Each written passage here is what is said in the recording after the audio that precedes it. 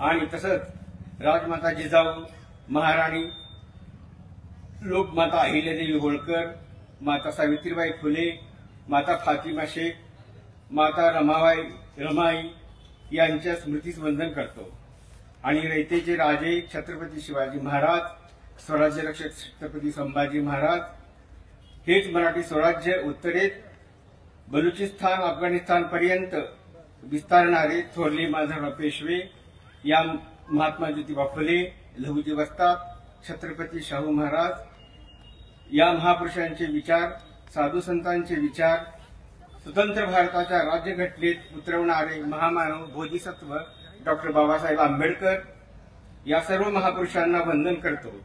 तसेच पंढरपूर शहर व तालुक्यातील पूजनीय अजातशत्रू कर्मयोगी श्री सुधाकरपंत परिचारक यांच्या स्मृतीला वंदन करतो।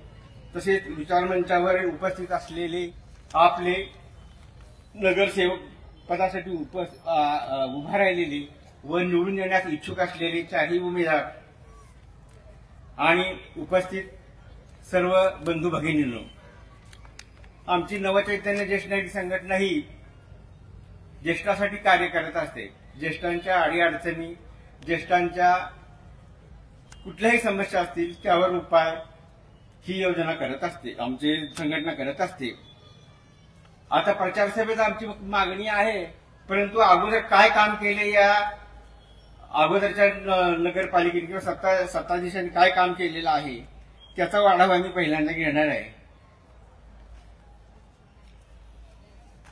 आता आपल्या इसबाईमध्ये आम्हा ज्येष्ठ नागरिकांना काय आजार झाला, काही ज्येष्ठ नागरिकांना अनुवंशिक आजार असतात, शिवाय व्हायरल इन्फेक्शन म्हणून आजार, आणि त्याच्यासाठी रिक्षाने सरकारी दवाखान्यात जावं लागायचं।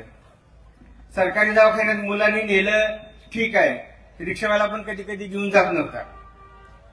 आणि या काळातल्या सुद्धा परिषद मालकाच्या प्रयत्नांनी या ठिकाणी हिंदू हृदय सम्राट बाळासाहेब ठाकरे दवाखाना सुरू झाला। त्यामुळं आम्हा सर्व ज्येष्ठ नागरिकांची दवाखान्याची सोय अतिशय उत्तम रीतीने आतापर्यंत चालू आहे। दवाखान्याला काय कमी जास्त आहे किंवा चालतो कसा काय, काही अडचणी आहेत, गणेश भाऊ त्या ठिकाणी जाऊन डॉक्टरांना भेटतात, त्या अडचणी विचारतात आणि रुग्ण तिथे उपस्थित असलेल्या रुग्णांना पण विचारतात। त्यामुळे आम्हा ज्येष्ठ नागरिकांची सोय या दवाखान्यामुळे झालेली आहे। त्यामुळे आम्ही आमदार प्रशांत परिचारक यांना धन्यवाद, तसंच गणेश भाऊ यांना पण धन्यवाद देतो। तसेच आपल्या इथं पूर्वी आम्ही फिरायला गेलो म्हणजे ह्या वर्दळीच्या रोडनी, म्हणजे जिथं वाहनांची गर्दी येणं जाणं असायचं त्या रस्त्यावरून आम्ही फिरायला जात होतो। परंतु अंतर्गत रस्ते झाल्यामुळं आता आमचे ज्येष्ठ नागरिक आपल्या आपल्या घरासमोर अतिशय व्यवस्थितपणे ठेच न लागता फिरतात, मॉर्निंग वॉक करतात आणि आपलं आरोग्य सांभाळत आहेत। आपल्या इसबाईमध्ये पूर्वी एकच पाण्याची टाकी होती, परंतु आता प्रशांत परिचारक मालकांच्या प्रयत्नाने 2 टाक्या झालेल्या आहेत। आता त्याच्यामध्ये आमच्याकडे खरं प्रभाग 11 मध्ये पाईप टाकलेले आहे, पण पाणी अजून आले नाही। आता हे निवडून आल्यानंतर पाणी देतील अशी अपेक्षा आहे। अशा पद्धतीनं